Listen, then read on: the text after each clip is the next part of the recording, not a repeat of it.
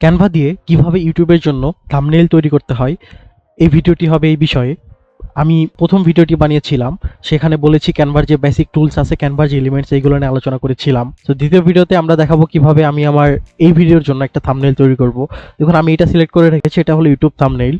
So এই লোগোটাতে আমরা customise করব। এখানে সুন্দর একটা দেখুন টেমপ্লেট দেওয়া আছে, এটাকে আমরা কাস্টমাইজ করব।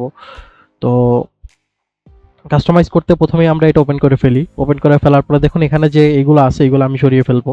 অ্যান্ড এইগুলোরও আমার কোনো প্রয়োজন নাই। এখানে যে আর কি লোগোটা বা এরকম কিছু আছে, এটাকে আমরা এই পাশে নিয়ে যাব।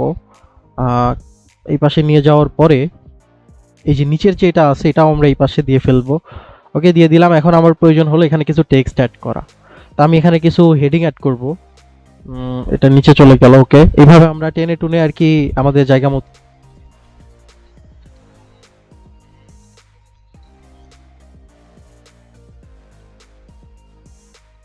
এর পূর্বে আমি অ্যাড করব হলো ক্যানভা।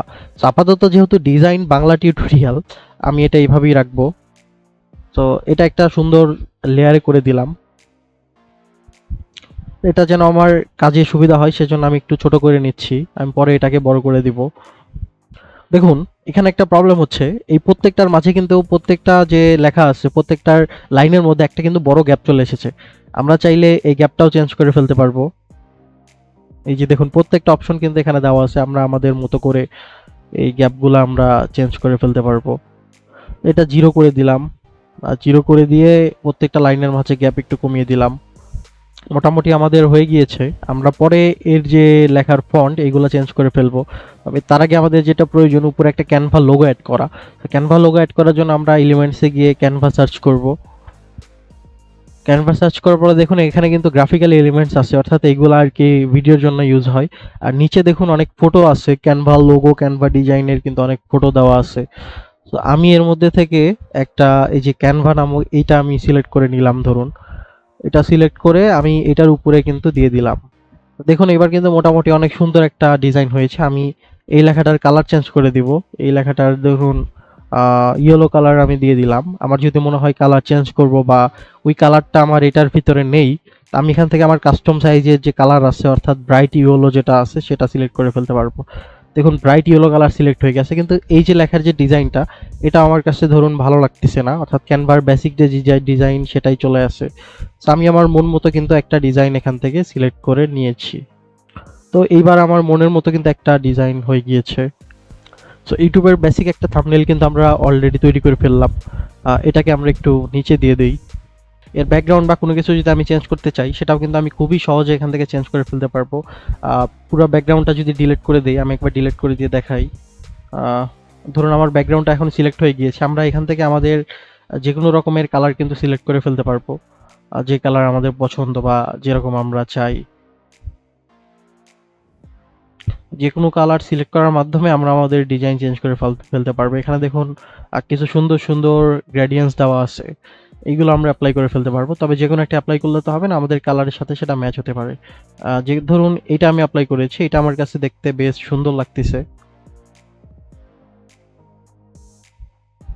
তো এই যে ডিজাইনটা তৈরি করলাম, ধরুন এখানে আমি এই যে ক্যানভার যে লোগোটা আছে এটাও অ্যাড করে দেবো। এই লোগোটা আমি ধরুন এই ল্যাপটপের পিছনে অ্যাড করে দেবো আর কি। তো এইভাবে এখান থেকে কিন্তু আমরা এটা জুম করে ফেলতে পারি। আমাদের যদি আরো সূক্ষ্ম কাজের প্রয়োজন হয়, এখান থেকে আমরা জুম করে ফেলতে পারবো।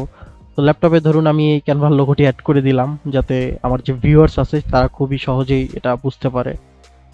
তো ক্যানভার ডিজাইন কিন্তু আমাদের অলমোস্ট তৈরি হয়ে গেছে। আমরা যদি চাই লেখার গুলো এডিট করবো, আমরা চাইলে এখান থেকে ইফেক্টসে গিয়ে আমরা এর যে আউটলাইন আছে সেটাও কিন্তু চেঞ্জ করে ফেলতে পারবো। ধরুন আমি এখানে একটা আউটলাইন সিলেক্ট করব। কোনটা দেওয়া যায়?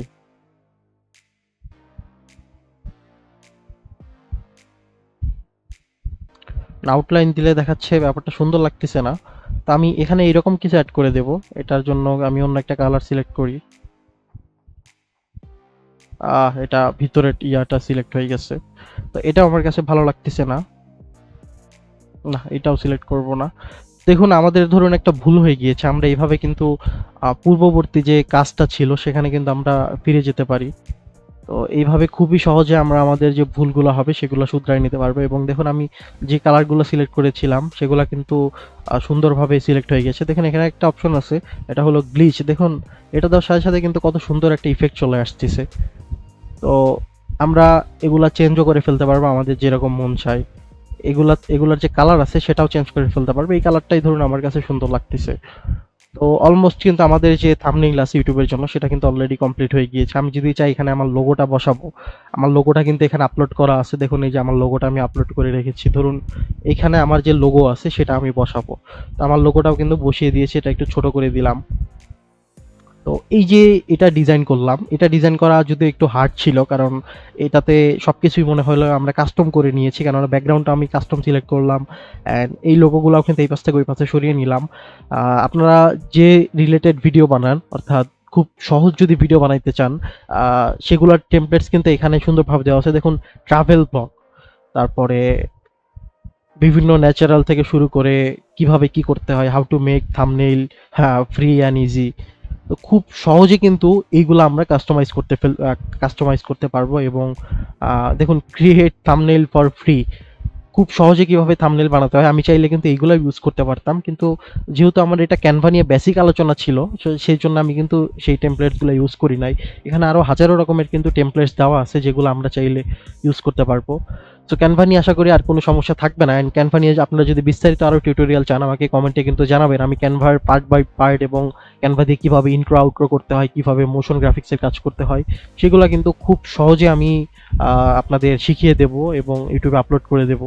তো আমাকে অবশ্যই কমেন্টে জানাবেন। অ্যান্ড যদি ভালো লাগে অবশ্যই কিন্তু চ্যানেল সাবস্ক্রাইব করবেন।